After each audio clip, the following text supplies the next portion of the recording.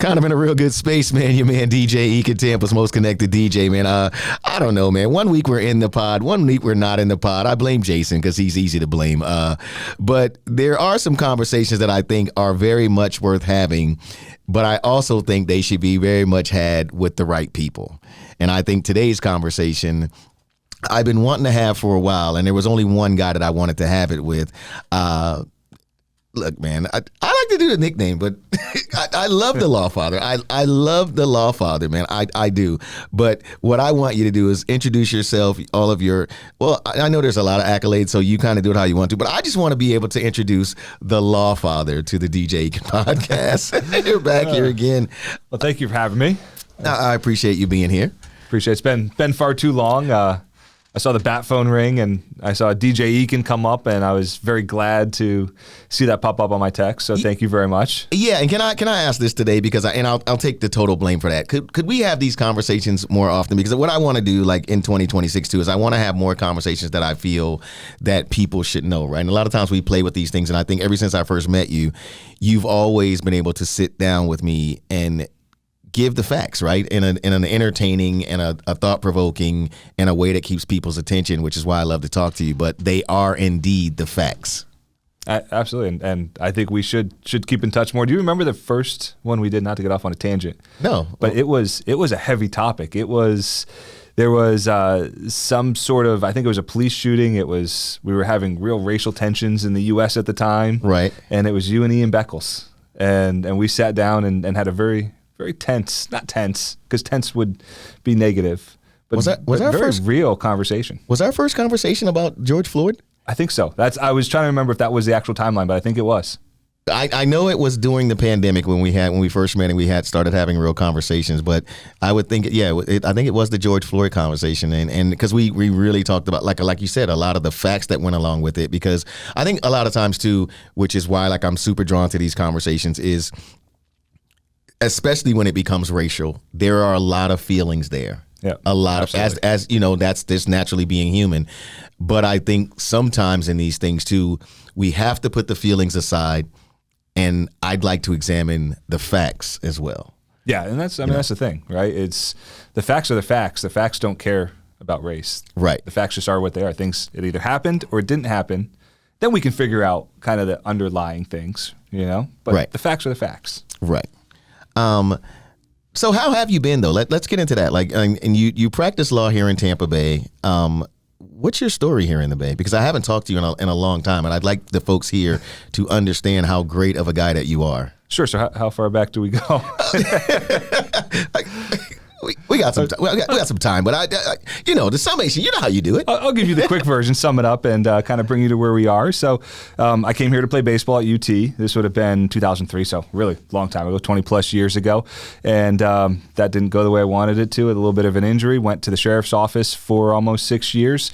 Got hurt there. A theme here of injuries, and went and worked for got my law degree at the same time. Went and worked for a law firm. Stayed there for a few years, and now I run Franchi Law, and I have 3 other attorneys. So when we first met, it was just me. Right. I was the only attorney at the firm. I have 3 other attorneys now, and pretty decent sized office. And we added DUI defense into the mix because I have that law enforcement background, and it's a real good avenue for us to go into. And it's there's some shoddy police work that happens, unfortunately. So it's good all around. I did not know the UT piece that you played baseball. I didn't know that. Yeah. I didn't know that was how. I mean, I knew you'd been here a while, and I knew a lot about the law enforcement stuff. I did not know the UT piece. What position? I was a pitcher. Yeah, I had Tommy John. I transferred here from Western Carolina in 2003. Right. My first bullpen here, I tore my ligament in my elbow. Had Tommy John, and rehabbed a lot. And they thought I tore it again. Turns out, 20 years later, I found out that I didn't. Turns out I just moved the nerve. So I had surgery last year actually to move the nerve back to where it should be. Right. Best pitch. So, curveball. Curveball. Yeah. That new 12-6 curveball that's in vogue right now in the big leagues. I was throwing that back when no one else was throwing it. When everyone else was throwing sliders, I was throwing that good hard breaking 12-6. So clock, high to low type of thing. Man, you learn something new I'm blaming Jason for that, man. Jason usually gives me the facts on folks. He never gave me that one, man. Why I wanted to have this conversation with you today, it starts with the stand your ground law here in Florida. Okay. Which is always to me a controversial thing, and one that we've talked about before, that folks that look like me, right? We often feel like, depending on who the person is that's using the law, who it's for, the law can be interpreted in different ways. Now, you and I both know this. You being an attorney, me just being a person who watches life, that can happen with almost anything, right? But it depends on where you're sitting of whether the law works.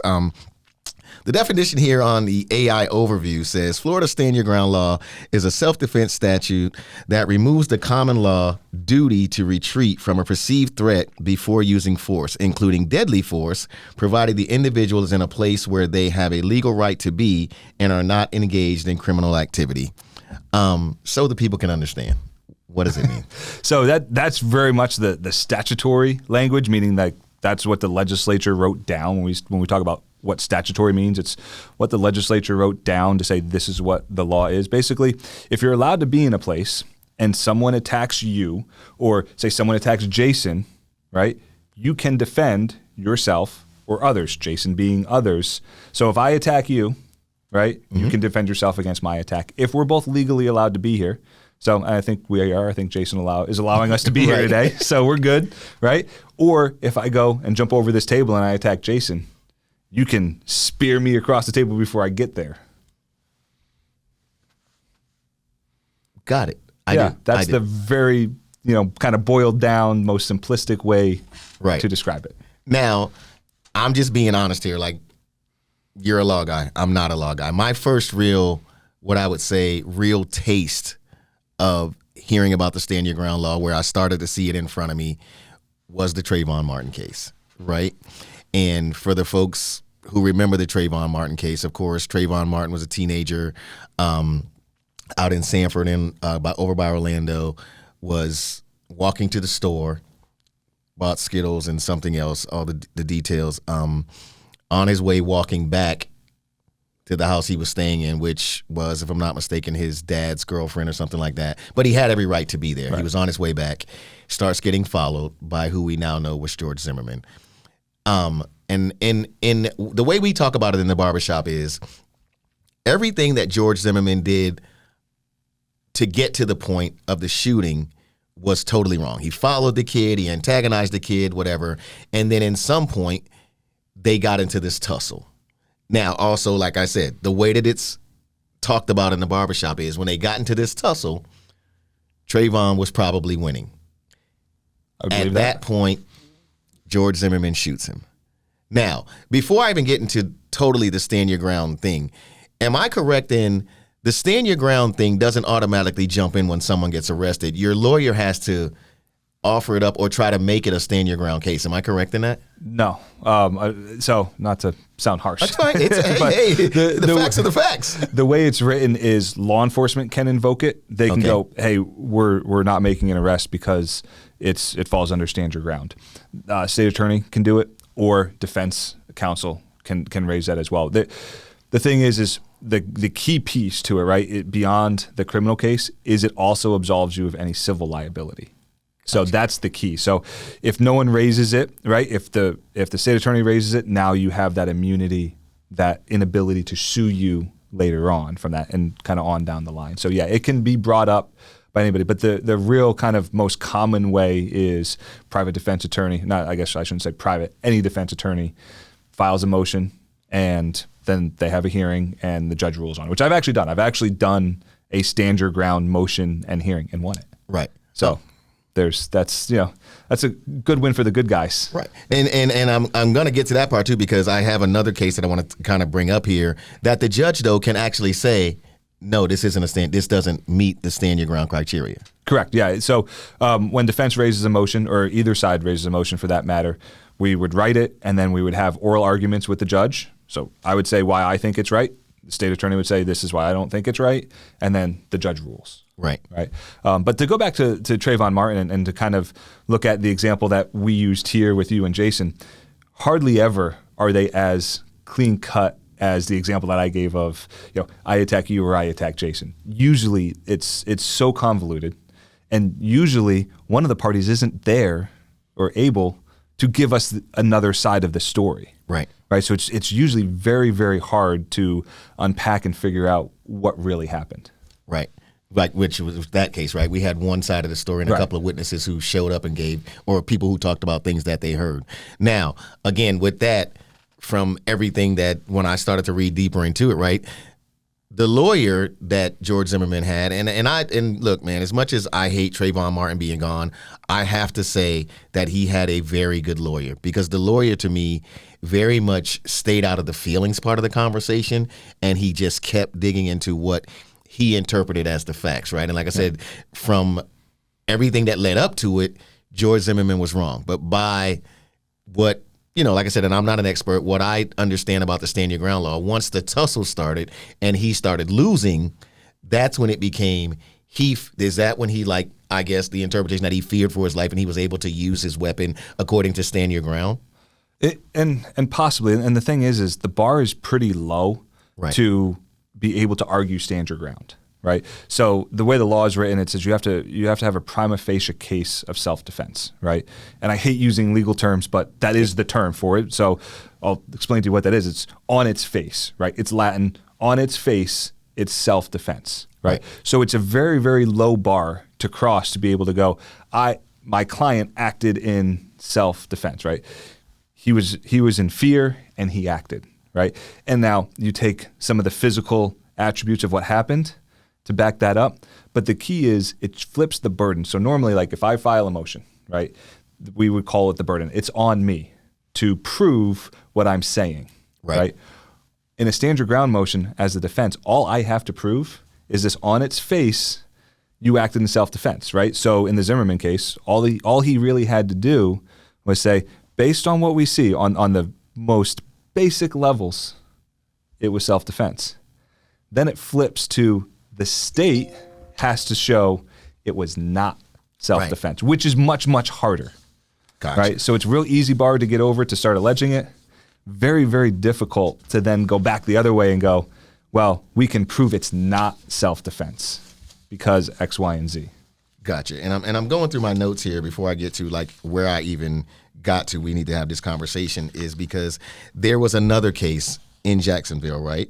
And this happened back in 2010. And this stands out to a lot of people that look like me, because the lady's name was Marissa Alexander, and she's a domestic violence survivor that evidently the boyfriend or whoever had, from all accounts on the block, had put hands on her before and was threatening to put hands on her again.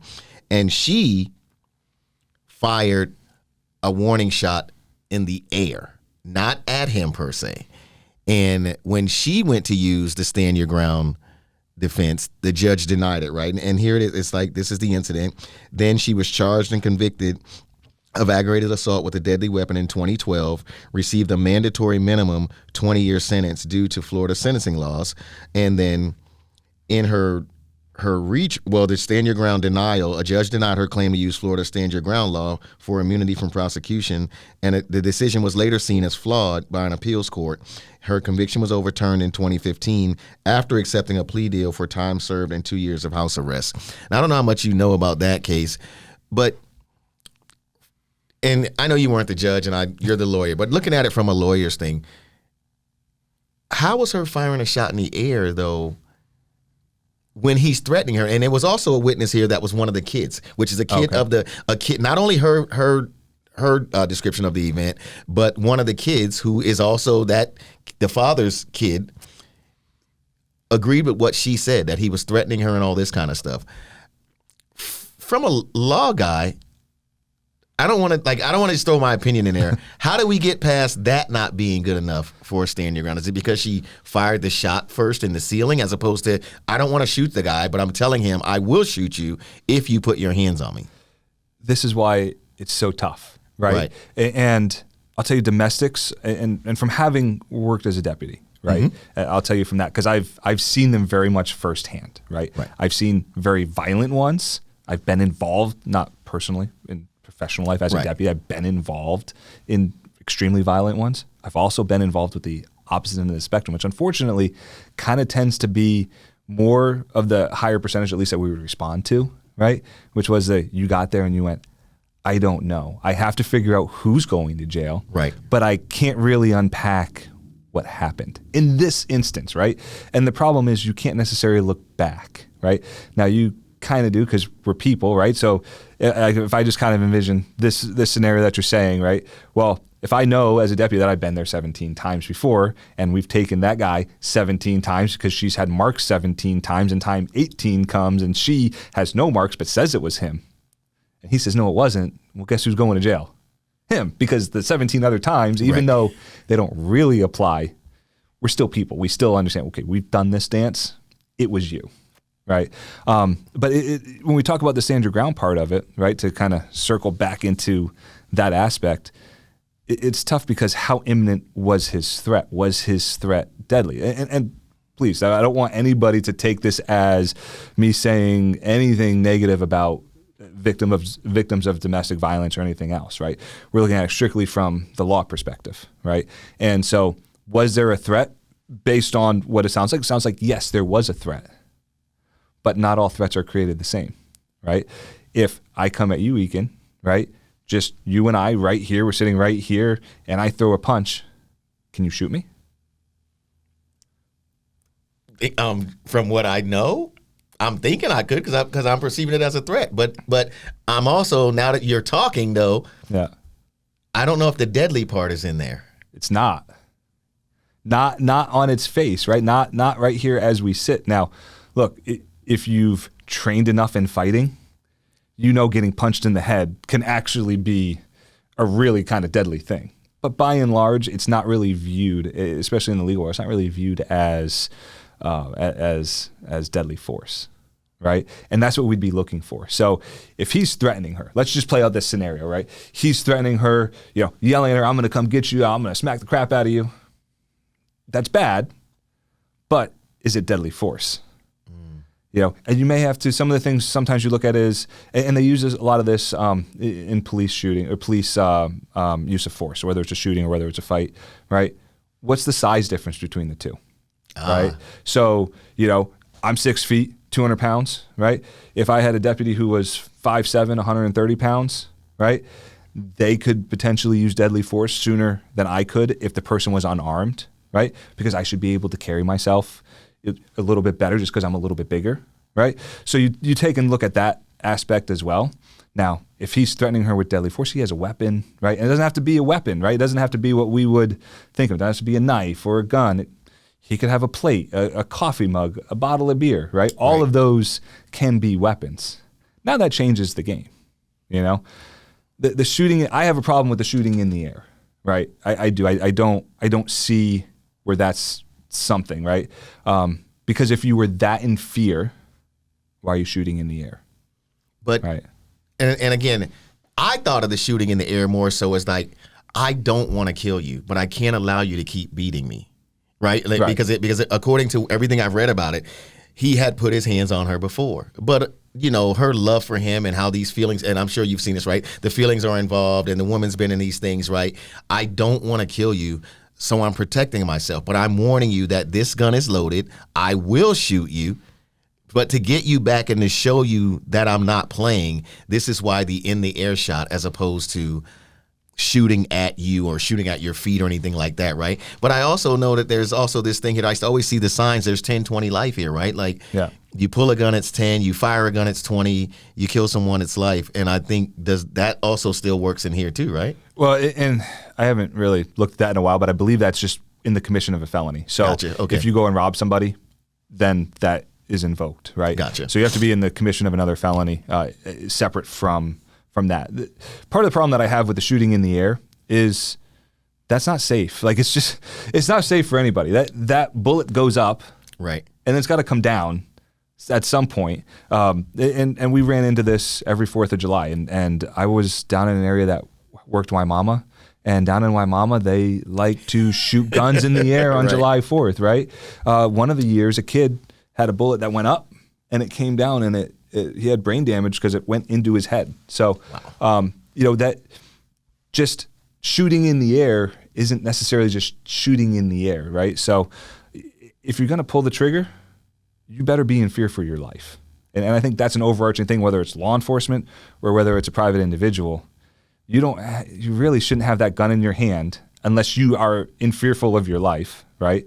And you shouldn't pull that trigger unless that threat is imminent. And look, I've been there. I have been in a situation where I was pulling the trigger back while I was a deputy, and luckily it worked out for everybody that I was able to get in position and fight the guy hand to hand.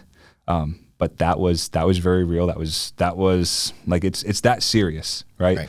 So to me, shooting in the air, not a good choice on her part. That said, she had to do something. Doesn't make it legal, right? And this guy's a dirtbag. This guy belongs in jail, probably belongs in prison, right? She probably shouldn't be with him, but she's there. Right. So, I mean, do I agree with the stand your ground denial? Probably. I know the appellate court didn't, right? But they probably had more of the facts, but just with what we know here, right? Look, if that guy had anything in his hand, or if this guy's 6'6", 320 yoked up dude, yeah, I'd be okay with her using deadly force. Like that's legitimate. But if you're gonna pull it, it's because you're in fear for your life, not just in fear that you're gonna get beat up. Right. And I don't want that to sound and any look, type of way. And to your point, right, and I think sometimes we forget too, all these things are happening so fast, right?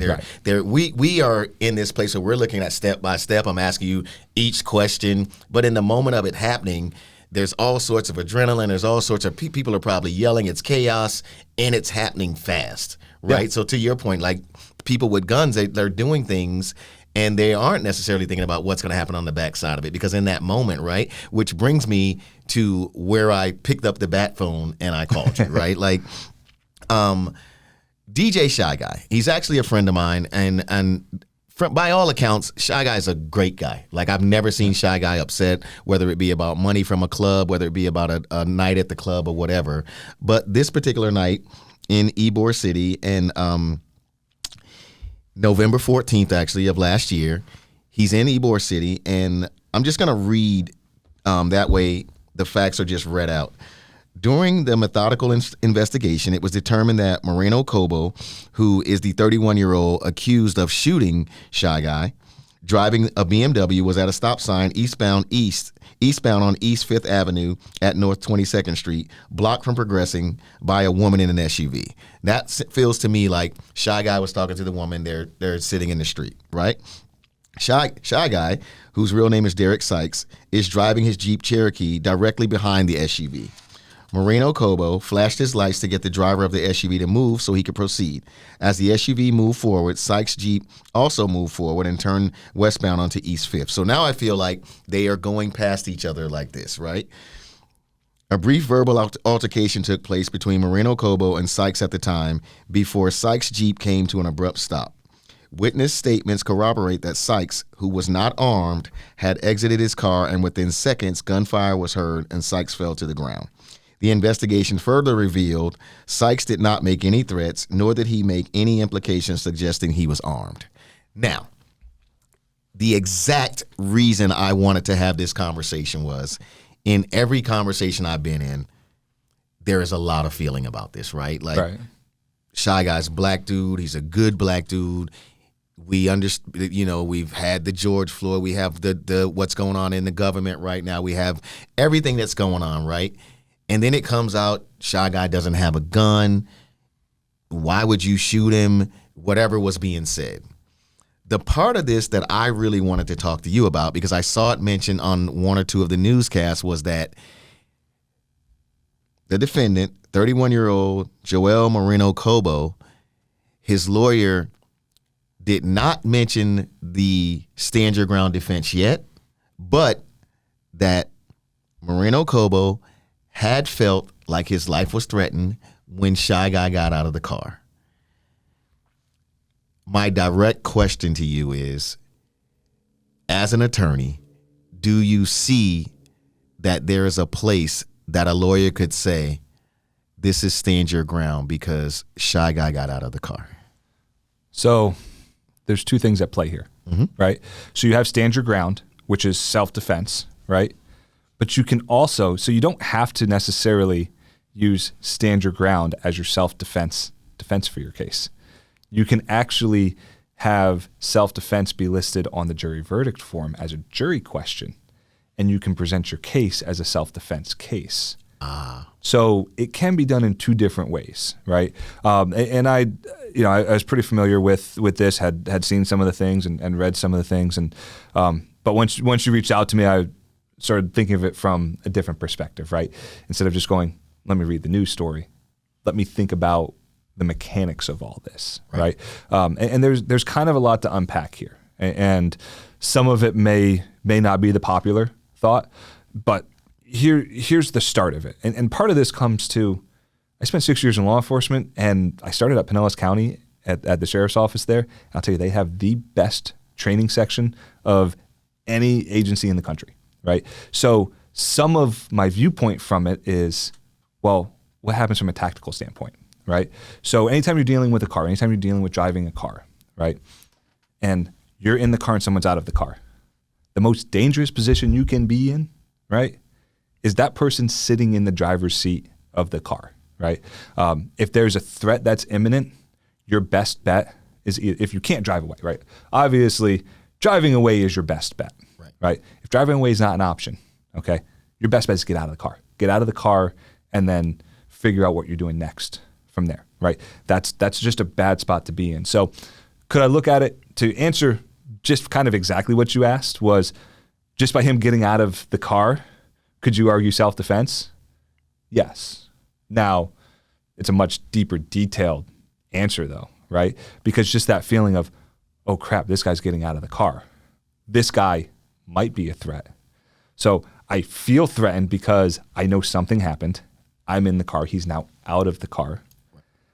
I don't think it's misplaced to have that thought, right? Now, it unravels after that, right? And it becomes a much different scenario beyond just I have that thought of self-defense because I see this guy get out of the car, right? Now, he walks over to the car. I got to start making a decision. Do I drive away?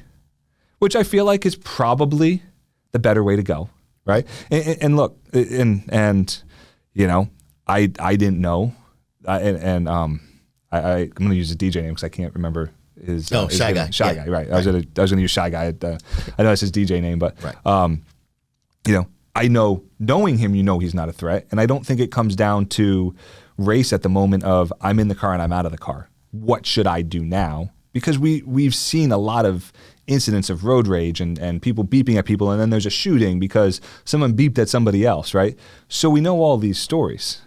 But especially if I have my kids in the car and this guy had his kid in the car, I'm not doing anything. And I don't think he was blocked in any way, shape, or form. Right.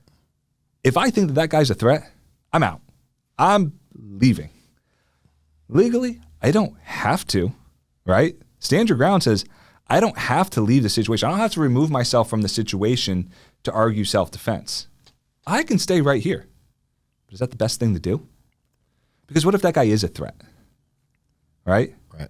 Now, I don't think from anything I've read that Shy Guy was a threat to him in any way, shape, or form, right? And so that's where the analysis breaks down for this guy as a defense, right? For this Kobo guy as a defense. So he comes up to the car. Let's just say for the sake of argument, Shy Guy comes up and berates the guy. You know? Well, can I stop here and ask you this part though? If the cars are, like I said, even when we saw it on the news, right? The cars were right beside each other. I saw that. So is there something to the fact of, and again, like these are just questions that, like I said, when I started watching this, and I saw a couple of reports that he has not evoked, you know, or brought up the stand your ground defense yet, but it could be a possibility, right? Because of the getting out of the car piece, right? That when he opens the door, he's already right there. There isn't much of a walk up. He's like right there. Would that also play into like to your point of like the investigation? I'm sure it is, right? Because he was right there when the doors open. It's not like the doors open and he walked across the street. They're like, because they're passing each other and where they are, they're right there. I think the proximity becomes one of those that you go, well, he's close enough that it could be a threat, right? Now, like I said, I don't think he was. Like, I don't think this was Shy Guy coming up and being an aggressor, right? And I think even if he comes up and mother F's the guy up and down, right? Even if Shy Guy comes up to Cabo, and just berates him and mother F's him up and down, that still doesn't get us to, you know, deadly self-defense. Right. Right. We don't. I don't see any scenario where we get up to that level in this. Right. I mean, your answer is you drive away. You put your window up. You drive away. Right. You do have this other thing. Right. And I kind of forgot about this as we were talking. Right. The answer could even be simpler than driving away. You put your window up. Right. Right. Now what's the guy going to do? Now, the only thing he can do is essentially grab some sort of weapon, unless he's going to be an absolute maniac and put his fist through a window, right? Yeah. Which is very unlikely. I mean, God, I'd say I'd like to see that in a sense, but at the same time, because you'd be talking about an absolute maniac that could just put their fist through a window. So, you could have done that. Like, this guy had options. Shooting at Shy Guy was not really the best option. Really shouldn't have been an option, right? Which, kind of back to that point of that the driver's seat's the most dangerous position to be in. And one of the reasons they reiterated that to us especially was if someone had a weapon, if someone had a gun. Because it's very hard to do while you're sitting in a driver's seat of a car? Get to your weapon? Yep. Very, very, very hard to do. So it's like we'd carry them on the side. Well, the car seat gets in the way. So there had to be some either planning or really quick action, but it's an awkward. You're in an awkward position. The steering wheel's in the way. The back of the seat's in the way. You have a center console next to you. Tactically, it's not the easiest and quickest scenario to get a weapon out. Right. So you probably were wearing your seatbelt at first anyway. If you're doing it, if you're in the right way in traffic, you're probably in your seatbelt when this all first started. Right. So to me, I didn't really think of this until we started talking about it and going, well, where did he have the gun? How ready was he for a confrontation? They do say in here the gun was in a holster within Moreno's waistband and this is when he got out of the car, when the cops got there and everything else. So you're right. I wonder because it doesn't say, in everything I've read, where the gun was sitting at when this whole thing took off. I do believe though that he shot him through the door, if I'm not mistaken. Like, because I don't think there was ever anything about he opened his door at all, right? Yeah. Which means that he shot him, through that whole thing. And it's just all very interesting, and it's all like, when you're able to play it back, right, you're able to break it down, but it's not in that, to your point, 30 seconds or 45 seconds though. I just think we've just got as a society just start thinking better, to your point, right? Like a window could have been rolled up. The way was cleared now, right? So even with the glaring a couple of seconds, you keep on going to the stoplight. We're done here, right? To the stop sign, we're done here. Yeah. If you're that scared, run the stop sign. Right. I mean, I was in Chicago one time, and I had a group of guys with me, and GPS took us literally into the hood in Chicago. Right. And we were like, if anybody comes up, we're just doing these red lights. Like, that's it. This is the answer to it. We had one of the guys who played for the Bucks with us. So I was like, it was like precious cargo in the car. And I was like, he was still playing at the time. He was a starter. And I was like, I'm responsible for getting you point A, point B, and back to Tampa. Yeah, we'll do some red lights, right? So, I mean, and look, you get stopped by the cops. Hey, man, this guy, like, he was going to attack me, so I ran the red light. I ran the stop sign. I think a cop's probably going to give you a break. I probably would, especially if you can go, yeah, this is what he looked like. This is what happened, right? And I was just trying to get out of there. Right. So there were options.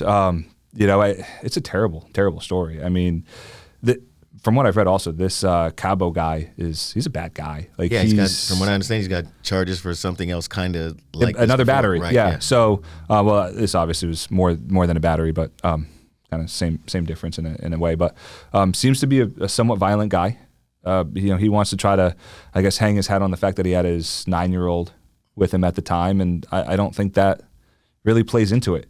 Do better, right? You got your kid in the car. Do better than shooting somebody. Right. Yeah. Right. And trust me, I've been in those shoot don't shoot situations. And luckily both of us are here today that we could tell a story on it. Right. So and that was at work, so it wasn't like a stand your ground thing. But I think that from a stand your ground perspective, could they run it and legitimately run it? Yeah, I think they could. I just don't think it's going to stand up, right? I think that what'll happen is, on its face, right, prima facie case. On its face, can the defense say that Cabo was acting in self-defense? I think the answer to that is yes, right? But that's only step one of the question, right?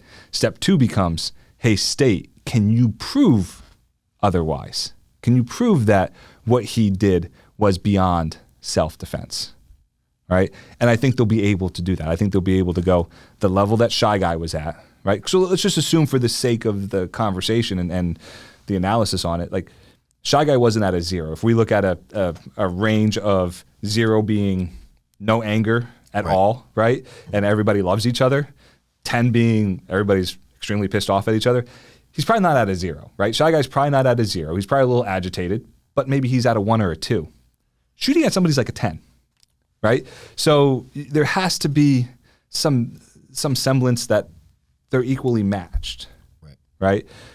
If Cabo got out and pushed him, maybe, I go, okay, like that's probably going to stand the test of stand your ground, but he just went too high of a level. He went to the extreme, which doesn't seem like he needed to. Right. It's all interesting, man. I appreciate you and always taking all of my questions, no matter how crazy as they be. I do want to ask you this before we get out of here and shut this one down.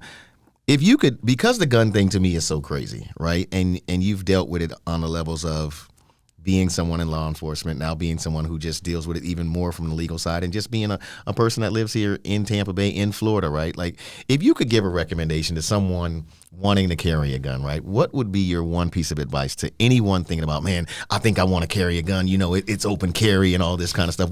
What would be the one piece of advice that you would give them? Can I give 2? Hey, be my guest. Take a class. Get real familiar with it. Learn how to shoot. Number 2, don't pull it. Don't pull it unless you actually want to kill that person on the other side of it. It's not for show. It's not a toy. It's not a, hey, we're going to stop the situation. It's not the movies, man. It's just not. Like, I'm not going to pull the gun out and rack it. And I mean, we don't ever rack the slide because ours are hot. When I was in law enforcement, they were always hot, so mine are still always hot, ready to go, right? But keep that movie stuff in the movies, right? Just don't. There's no reason for it. We have, you know, if we take a step back just from the Shy Guy thing, we have too much gun violence here, right? And look, I grew up right outside of Philly. And Philly was like, yeah, Philly had a lot of gun violence, right? We have too much of it here, right? And it may not always be fatal. So if you look at our homicide rates are actually pretty decent. They're actually really good. We do a good job of not having a lot of homicides in Tampa, although I guess you could argue one is too many. Right. You know, and Shy Guy falls into that category. Shy Guys is a homicide, right? It's not accidental, right? It was on purpose, which makes it all the more terrible. I don't know if there's a good way to go, but I think that makes it more terrible. But we just have to do better. There was a shooting, I think it was on I-4 the other day. Just cars driving down the highway shooting at each other, or one shooting at the other. Yeah, on I-75 too. Like, yeah, just shooting, and he had kids in the car and shooting at a car full of teenage. They were like early 20s and teenagers in the car. Yeah, just because you're mad at somebody doesn't mean you should shoot at them.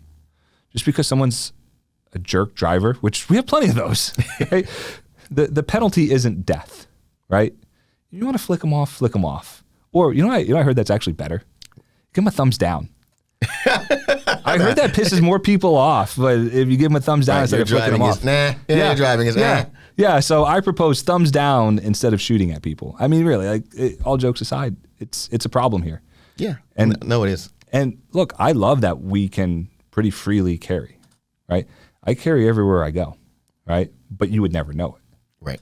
You know, that's open carry is a whole nother issue. You don't be in just Publix when you're looking for fruit, just flashing them, letting them know you up in Publix with it. It's such a bad idea. So it's so terrible. But you know, all the gun activists want open carry, and you know, look, I'm just happy that we can carry legally because look, the bad guys don't care what the law says. The bad guys. The bad guys. The laws are only for us because the bad guys don't care. They got it on them all the time. Yeah.